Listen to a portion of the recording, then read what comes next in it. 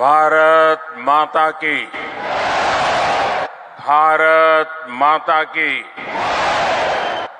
धरती आबा भगवान बिरसा मुंडा की, धरती आबा भगवान बिरसा मुंडा की। झारखंड के राज्यपाल सीपी राधाकृष्णन जी, मुख्यमंत्री श्रीमान हेमंत सोरेन जी, केंद्र सरकार के मेरे सहयोगी मंत्री अर्जुन मुंडा जी, अन्नपूर्णा देवी जी, हम सबके वरिष्ठ मार्गदर्शक श्रीमान करिया मुंडा जी, मेरे परम मित्र बाबूलाल मरांडी जी, अन्य महानुभाव और झारखंड के मेरे प्रिय परिवारजन, आप सभी को जोहार। आज का दिन सौभाग्य से भरा हुआ है। मैं कुछ देर पहले ही भगवान बिरसा मुंडा की जन्मस्थली उलीहातू से लौटा हूं। उनके परिजनों से भी बड़ी सुखद मुलाकात हुई है और उस पवित्र माटी को माथे पर चढ़ाने का एक परम सौभाग्य मुझे मिला है। मुझे भगवान बिरसा मुंडा मेमोरियल पार्क और फ्रीडम फाइटर म्यूजियम देखने का भी अवसर मिला है। 2 साल पहले आज के ही दिन मुझे ये म्यूजियम देश को समर्पित करने का सौभाग्य मिला था। मैं सभी देशवासियों को जनजातीय गौरव दिवस की बहुत बहुत बधाई देता हूं, अपनी शुभकामनाएं देता हूं और देश के सैकड़ों स्थानों पर देश के सभी वरिष्ठ जन आज झारखंड का स्थापना दिवस भी मना रहे हैं। अटल जी के प्रयास से ही इस राज्य का गठन हुआ था। देश को, विशेषकर झारखंड को अभी 50,000 करोड़ रुपए की अलग अलग योजनाओं का उपहार मिला है। आज झारखंड में रेलवे इंफ्रास्ट्रक्चर और कनेक्टिविटी के विस्तार के तहत कई रेल परियोजनाओं को शुरू किया गया है। आपको ये जानकर खुशी होगी कि झारखंड भी देश के 100%, 100% इलेक्ट्रिफाइड रेल रूट वाला राज्य बन गया है। इन परियोजनाओं के लिए मैं आप सभी मेरे झारखंड वासियों को बहुत सारी बधाई देता हूं।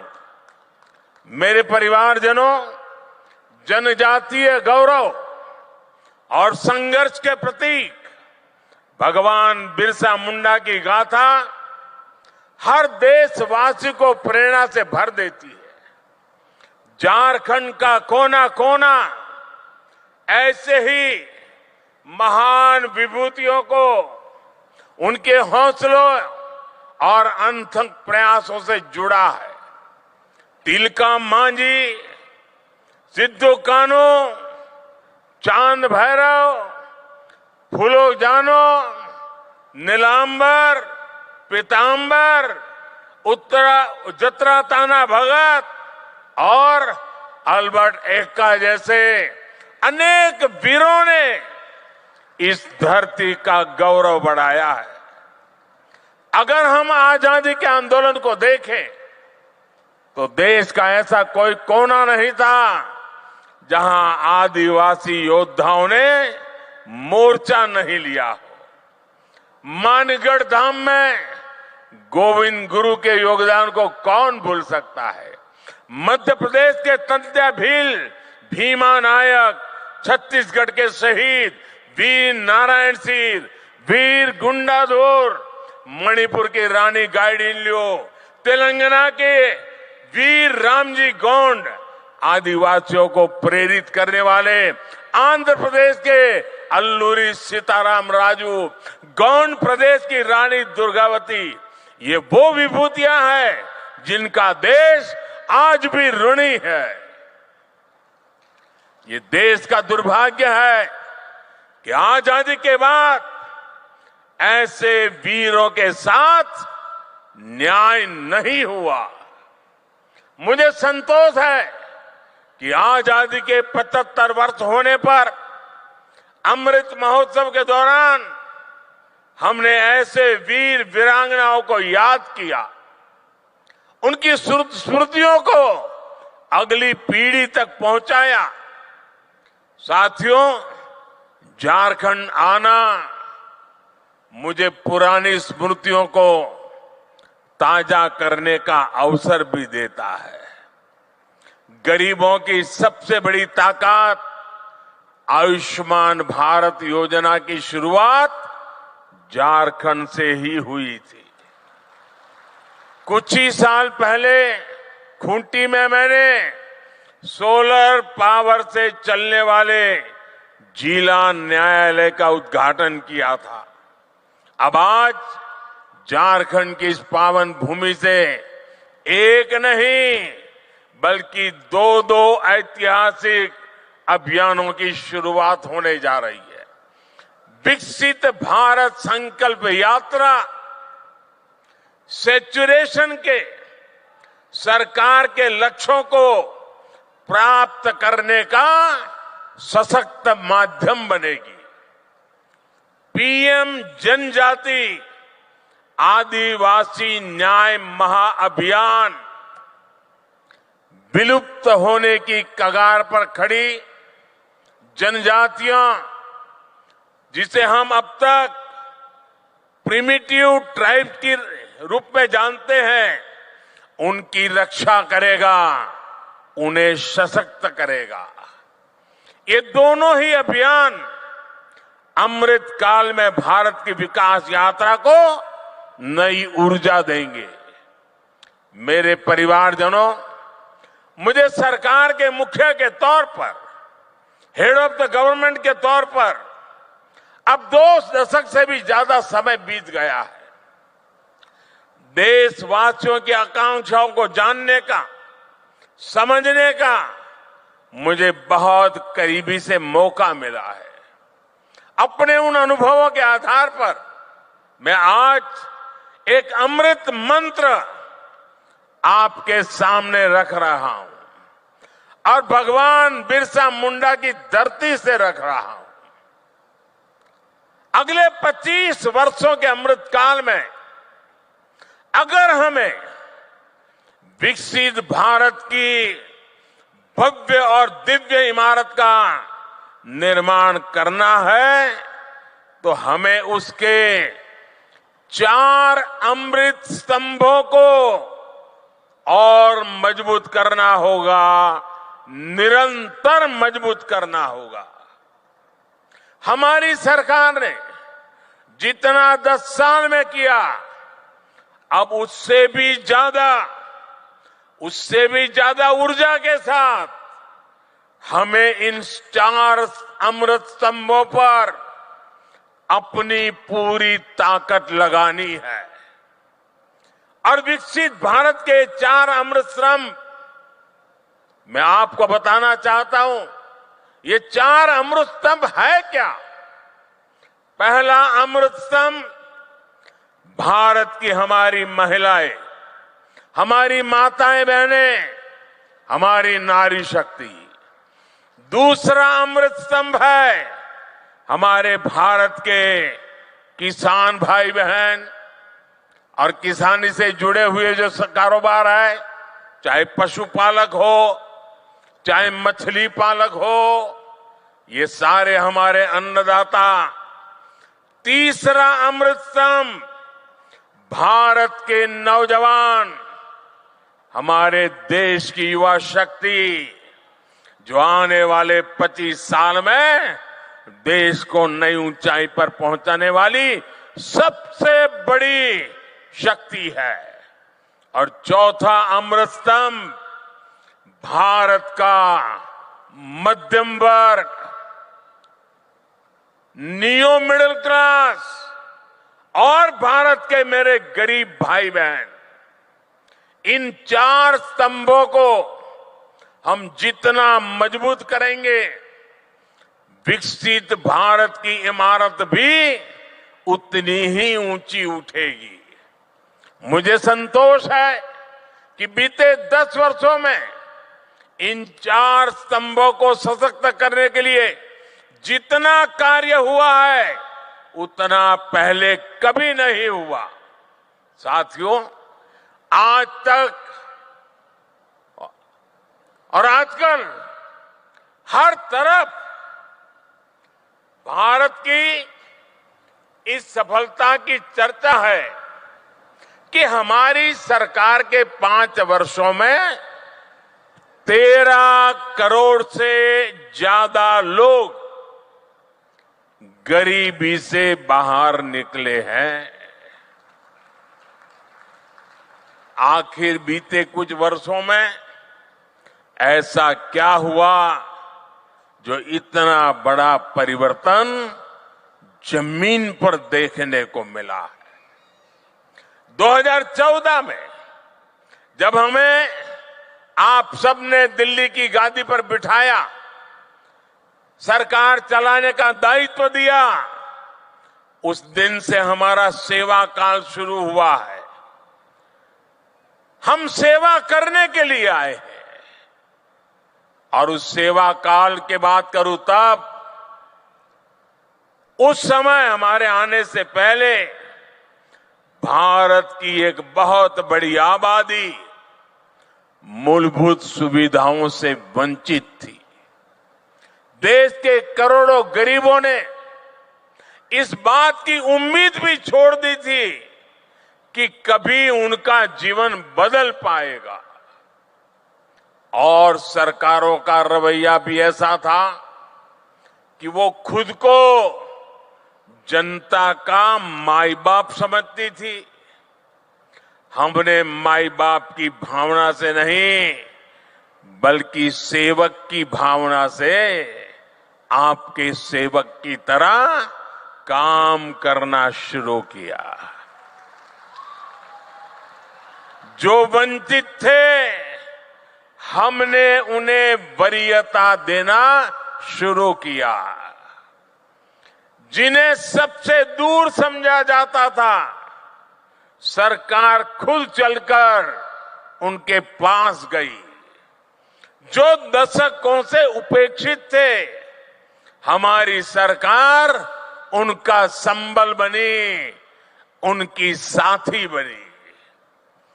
ब्यूरोक्रेसी वही थी, लोग वही थे, फाइलें भी वही थे, कानून नियम भी वही थे, लेकिन सोच बदली। और सोच बदली तो परिणाम भी बदल गए।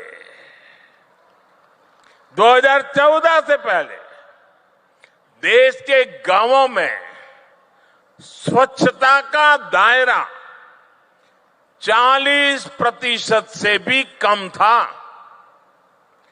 आज हम 100% के लक्ष्य पर पहुंच रहे हैं। हमारी सरकार से पहले एलपीजी कनेक्शन सिर्फ 50-55% घरों में था। आज करीब करीब 100% घरों में महिलाओं को धुएं से मुक्ति मिल चुकी है।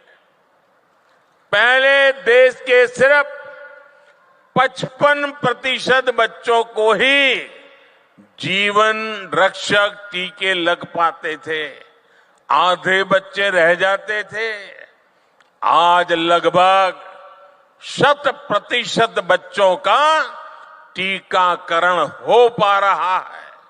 आजादी के बाद 7 दशकों में देश के सिर्फ 17%, 17% ग्रामीण परिवारों तक नल से जल की सुविधा थी।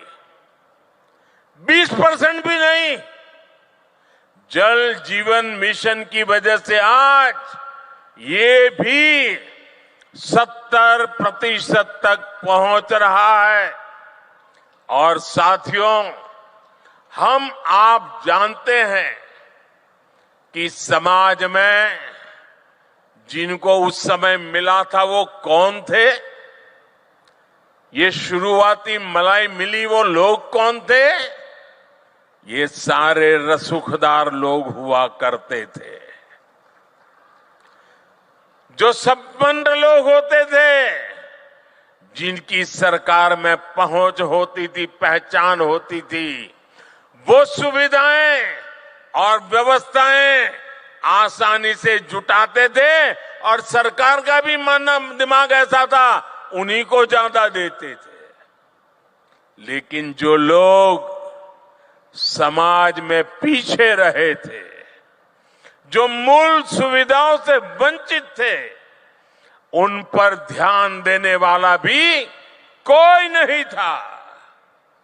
वो असुविधाओं के बीच अपना जीवन काट रहे थे। मोदी ने समाज के ऐसे वंचितों को अपनी प्राथमिकता बनाया, क्योंकि वो लोग हैं जिनके बीच में जिया हूं। मैंने कभी ऐसे परिवारों की रोटी खाई है। मैंने कभी समाज के आखिरी व्यक्ति का नमक खाया है। मैं आज भगवान बिरसा मुंडा की इस धरती पर वो कर्ज चुकाने आया हूं।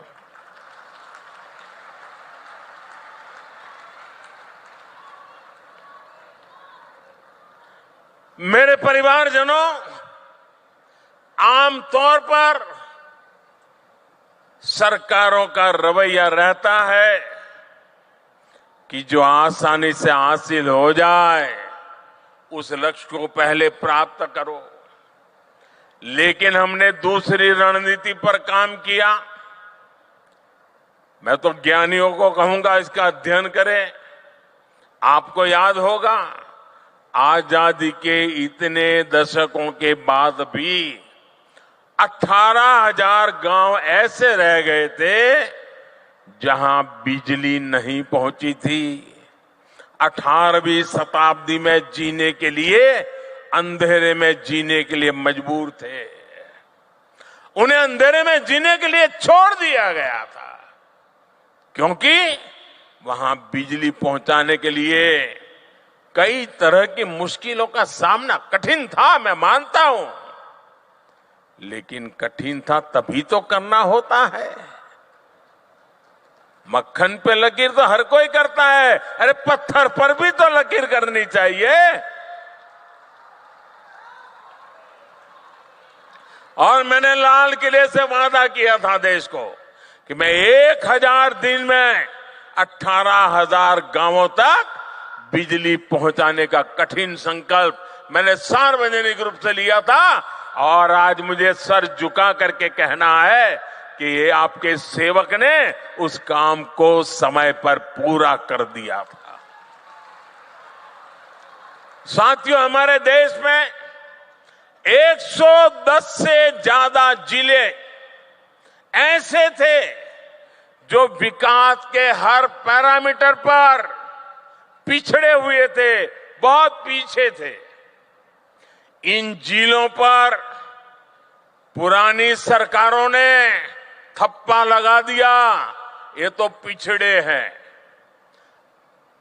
और पहले की सरकारें बस उसकी पहचान कर ली, ये बेकार है, पिछड़े हैं, आगे कुछ नहीं हो सकता है, और सरकार सोती रही। इन जिलों में शिक्षा, स्वास्थ्य सुविधाएं दशकों से दयनीय स्थिति में थी। और संयोग देखिए कि इन्हीं पिछड़े जिलों में देश की सबसे ज्यादा मेरे आदिवासी परिवारों की जनसंख्या रहती थी।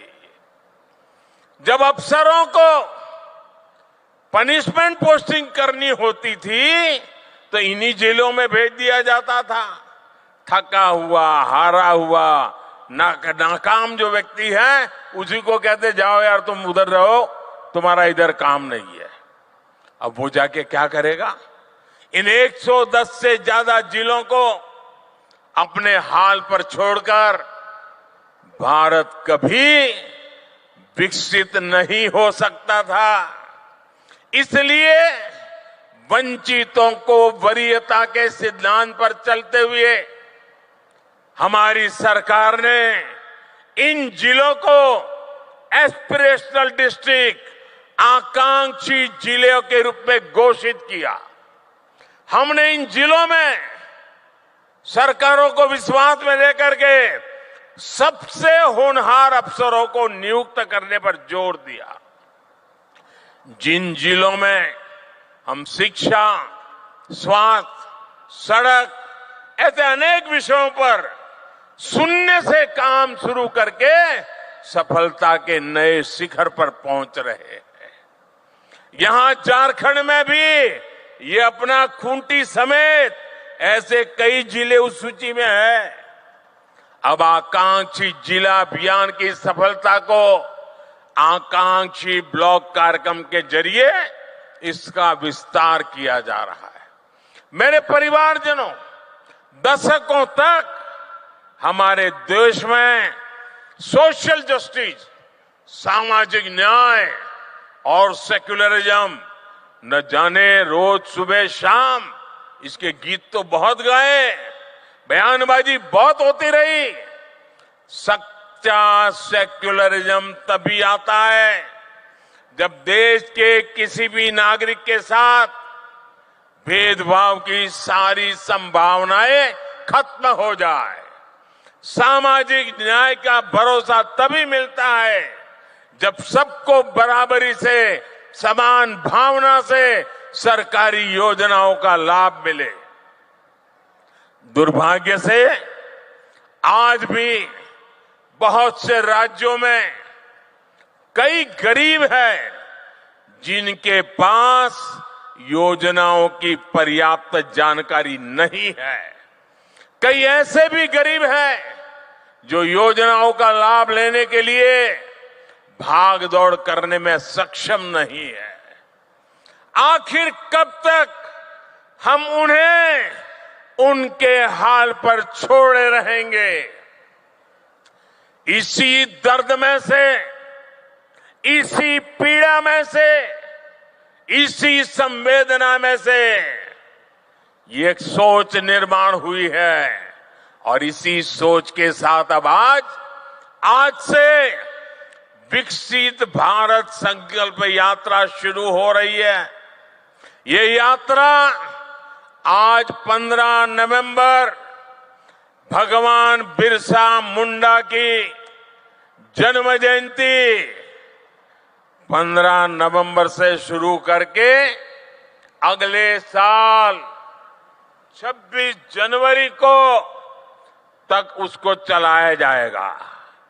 इस यात्रा में सरकार मिशन मोड में देश के गांव-गांव जाएगी।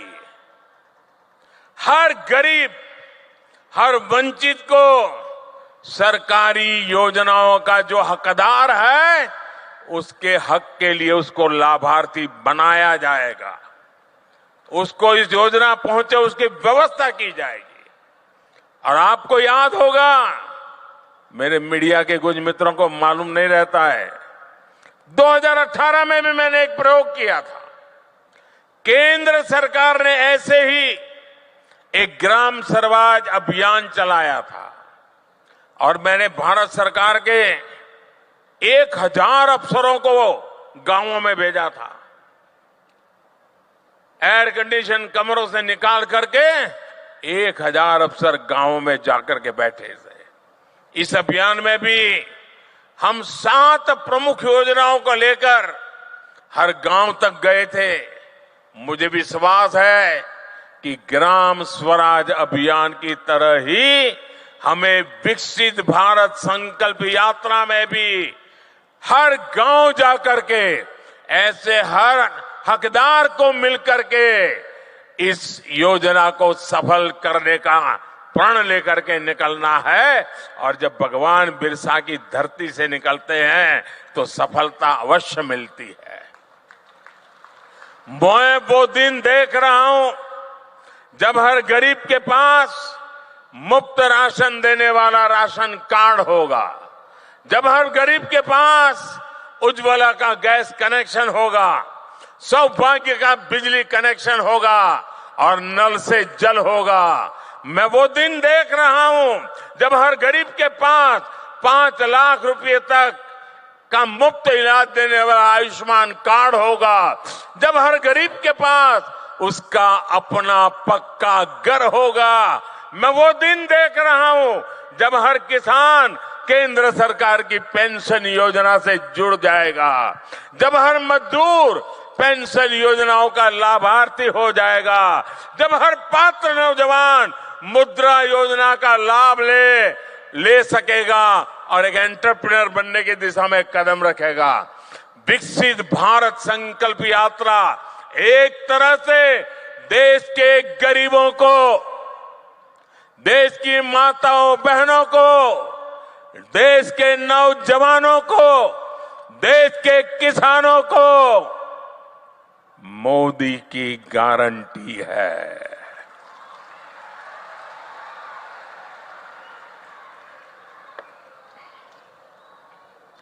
और जब मोदी की गारंटी होती है ना, तो आप जानते हैं वो गारंटी क्या होती है?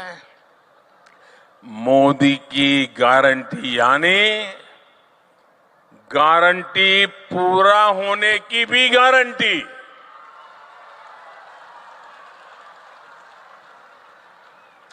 मेरे परिवारजनों, विकसित भारत के संकल्प का एक प्रमुख आधार है पीएम जनमन, यानी पीएम जनजाति आदिवासी न्याय महाअभियान।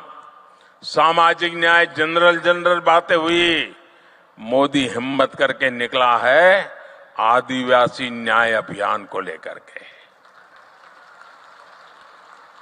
आजादी के बाद कई दशकों तक आदिवासी समाज को लगातार नजरअंदाज किया गया। मैं अटल जी की सरकार थी जिसने आदिवासी समाज के लिए अलग मंत्रालय बनाया, अलग से बजट बनाया। हमारी सरकार के दौरान अब आदिवासी कल्याण का बजट पहले के मुकाबले 6 गुना तक बढ़ चुका है। पीएम जनमन योजना का नाम रखा है पीएम जनमन। पीएम जनमन यानी पीएम जनजाति आदिवासी न्याय महाअभियान। इसके तहत अब हमारी सरकार उन आदिवासी भाई बहनों तक पहुंचेगी जिन तक अभी नहीं पहुंचा गया। ये वो जनजातीय समूह है, हमने कह तो दिया वो प्रिमिटिव ट्राइब्स है, जिनमें से ज्यादातर अब भी जंगलों में रहने के लिए मजबूर है। उन्होंने रेल की देखने की बाद थोड़ा आवाज भी नहीं सुनी है। देश के 22,000 से ज्यादा गांवों में रह रहे ऐसे 75 जनजातियां, वो 75 जनजातीय समुदाय की प्रिमिटिव ट्राइब्स की पहचान हमारी सरकार ने की है। जैसे पिछड़ों में भी अति पिछड़े होते हैं, वैसे ही ये आदिवासियों में भी सबसे पीछे रह गए आदिवासी है। देश में इनकी संख्या लाखों में है। इन सबसे पिछड़े आदिवासियों को मूल सुविधाएं भी नहीं मिली हैं। आजादी के 75 साल के बाद भी नहीं मिली है। इस आदिवासी समाज के लोगों को कभी पक्का मकान नहीं मिला। इनकी कई कई पीढ़ियां में बच्चों ने स्कूल तक देखा नहीं है। इस समाज के लोगों के कौशल विकास पर ध्यान नहीं दिया गया। इसलिए अब इन जनजातियों तक भारत सरकार विशेष अभियान चलाकर पहुंचने वाली है। पहले की सरकारों ने आंकड़ों को जोड़ने का काम कर लिया। जो नजदीक हैं, जो ऊपर पहुंच चुके हैं, उन्हीं से काम करवा लेना। लेकिन मुझे सिर्फ आंकड़ों को जोड़ करके नहीं बैठना है, मुझे तो जीवन को जोड़ना है, जिंदगियों को जोड़ना है। हर जिंदगी में जान भरनी है, हर जिंदगी में नया जज्बा भरना है। इसी लक्ष्य के साथ आज पीएम जनजाति आदिवासी न्याय महाअभियान यानी पीएम जनमन, हम जनगण मन तो गाते हैं, आज मैं पीएम जनमन के साथ इस महाअभियान की शुरुआत हो रही है। इस महाअभियान पर भारत सरकार 24,000 करोड़ रुपए खर्च करने जा रही है। साथियों, इस महाअभियान के लिए मैं विशेष तौर पर आदरणीय राष्ट्रपति द्रौपदी मुर्मू जी का आभार व्यक्त करना चाहता हूं। हमने अभी उनका वीडियो संदेश भी सुना है। जब वो यहां झारखंड में राज्यपाल थी और उससे पहले जब ओडिशा में भी वो मंत्री के रूप में काम करती थी, सामाजिक कार्यकर्ता के रूप में काम करती थी, तो ऐसे आखिरी छोर पर रहने वाले आदिवासी समूहों को आगे लाने के लिए वो दिन रात प्रयास करती रहती थी। राष्ट्रपति बनने के बाद भी वो राष्ट्रपति भवन में ऐसे समूहों को सम्मान के साथ बुलाती रही, उनकी समस्याओं को समझ करके उसके उपाय की चर्चा करती रही। मुझे विश्वास है कि उन्होंने हमें जो मार्गदर्शन दिया है, उन्होंने हमें जो प्रेरणा दी है, उनकी इस प्रेरणा से हम ये पीएम जनमन, पीएम जनजाति आदिवासी न्याय, आदिवासी न्याय, आदिवासी न्याय महाअभियान में जरूर सफल होंगे। मेरे परिवारजनों, हमारी राष्ट्रपति Draupadi Murmu ji women lead development का भी प्रेरक प्रतीक है। बीते वर्षों में जिस तरह भारत ने पूरी दुनिया को नारी शक्ति के विकास का मार्ग दिखाया है, वह अभूतपूर्व है। ये वर्ष माताओं, बहनों, बेटियों की सुविधा, सुरक्षा, सम्मान, स्वास्थ्य और स्वरोजगार के रहे हैं। ये हमारे झारखंड की बेटियां खेलकूद में जो नाम कमा रही है ना, सीना चौड़ा हो जाता है। हमारी सरकार ने महिलाओं के जीवन के हर पड़ाव को ध्यान में रखते हुए उनके लिए योजनाएं बनाई। बेटी बचाओ बेटी पढ़ाओ से बेटियों की जनसंख्या बढ़ी है और स्कूलों में छात्राओं के नामांकन में भी वृद्धि हुई है। सरकारी स्कूलों में छात्राओं के लिए अलग शौचालय निर्माण से स्कूल छोड़ने की मजबूरी कम हुई है। पीएम आवास योजना के तहत करोड़ों घर मालकिन बहनें बनी है, बहनों के नाम रजिस्टर हुआ है, पहली बार उनके नाम पर कोई प्रॉपर्टी हुई है। सैनिक स्कूल, डिफेंस एकेडमी को बेटियों के एडमिशन के लिए पहली बार खोल दिया गया है।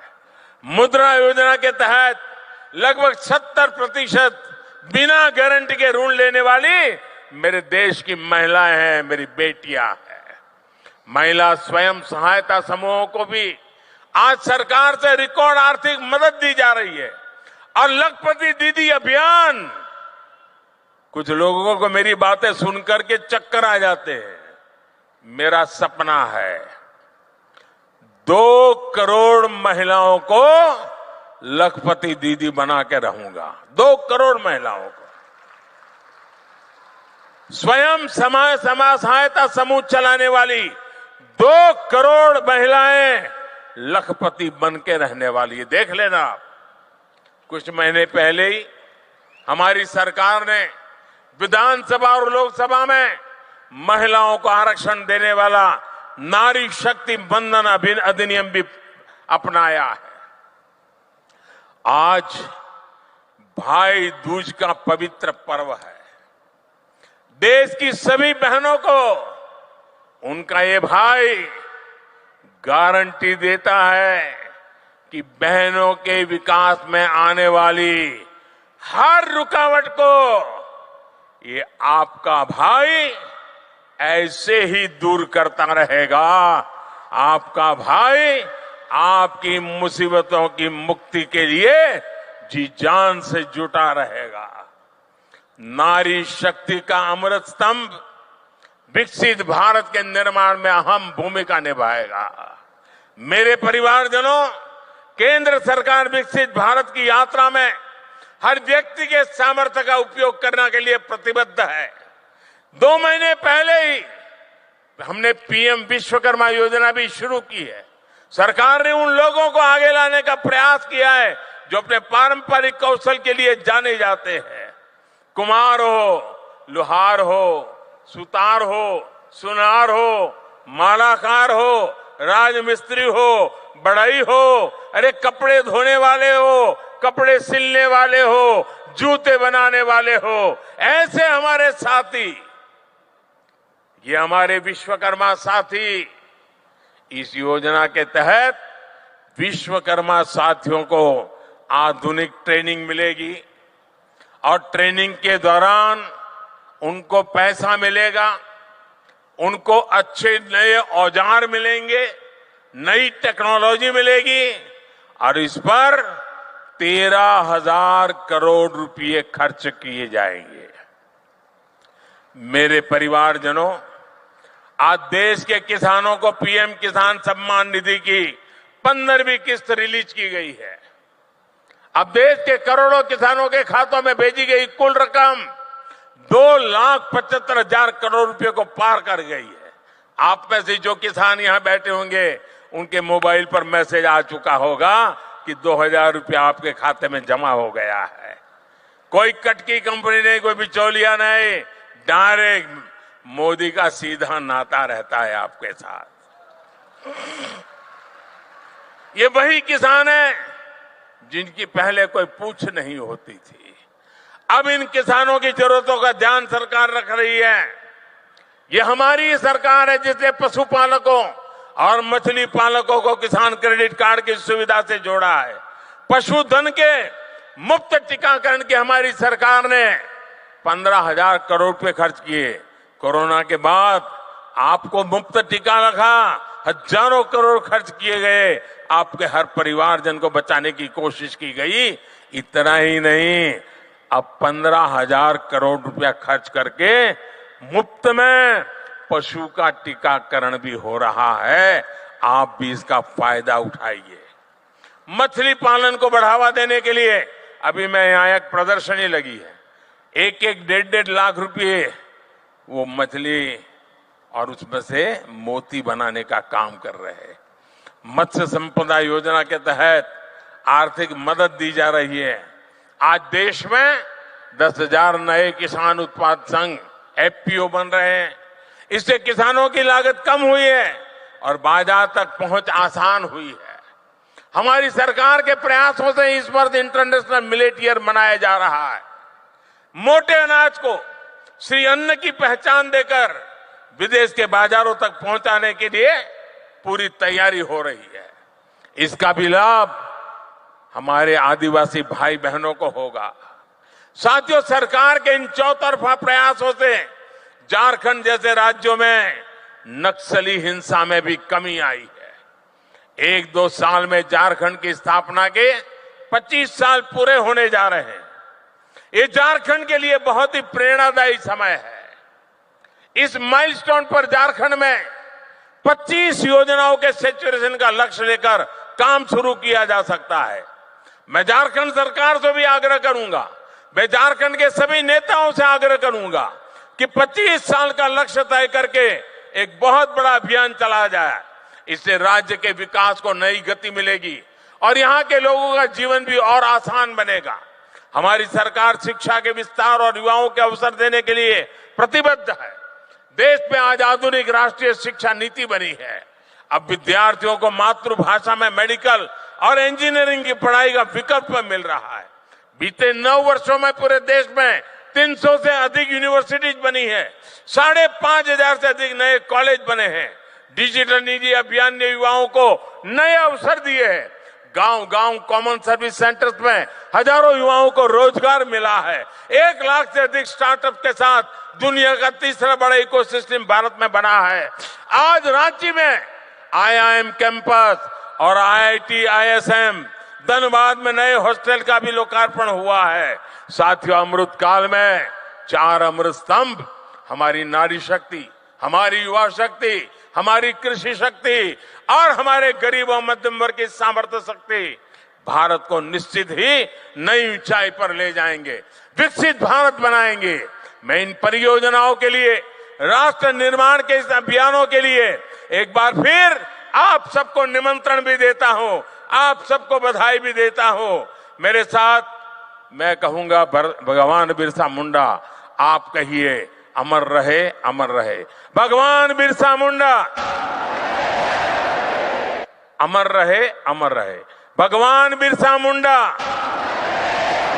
दोनों हाथ ऊपर करके पूरी ताकत से बोलिए, भगवान बिरसा मुंडा,